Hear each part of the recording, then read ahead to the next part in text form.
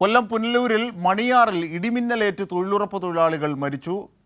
മണിയാർ സ്വദേശികളായ രജനി, സരോജം എന്നിവരാണ് മരിച്ചത്. ഇതിന്റെ വിവരങ്ങളുമായി രാജ്കുമാർ ചേരുന്നു. രാജ്കുമാർ, എന്തായിരുന്നു സംഭവം? എങ്ങനെയായിരുന്നു സംഭവം?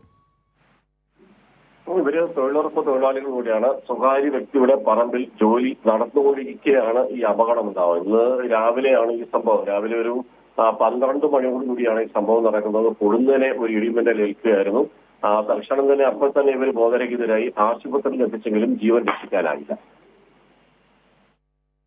കൊല്ലം പുനലൂർ മണിയാറിൽ ഇടിമിന്നലേറ്റ് 2 പേർ മരിച്ചിരിക്കുന്നു. തൊഴിലുറപ്പ് തൊഴിലാളികളാണ് മരിച്ചത്.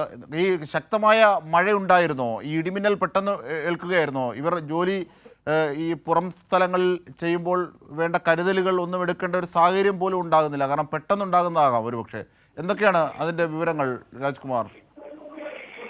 അതെ, ഇത് ഈ മഴയുടെ ഒരു മൂടിക്കെട്ടിയ ഒരു അന്തരീക്ഷം ഉണ്ടായിരുന്നു. ഇടയ്ക്കിടയ്ക്ക് ചെറിയ ചാറ്റൽ മഴ മാത്രമേ ഉണ്ടായിരുന്നുള്ളൂ. പക്ഷെ ഈ ഇടിമിന്നൽ ഏൽക്കുന്ന സമയത്ത് മഴയില്ലായിരുന്നു. ഒരു ജോലി ചെയ്യുമ്പോഴാണ് ഈ ഒരു അപകടം ഉണ്ടാവുന്നത്.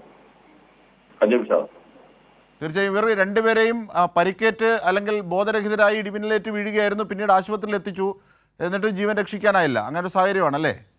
അതെ, താലൂക്ക് ആശുപത്രിയിൽ എത്തിച്ചെങ്കിലും ഇവരെ ജീവൻ രക്ഷിക്കാനായില്ല. ഇടിമിന്നൽ ഇവർക്ക് ശക്തമായി പരിക്കേറ്റിട്ടുണ്ട്. ഉടൻ തന്നെ ആശുപത്രിയിൽ എത്തിച്ചെങ്കിലും ഇവരെ ജീവൻ രക്ഷിക്കാനായില്ല.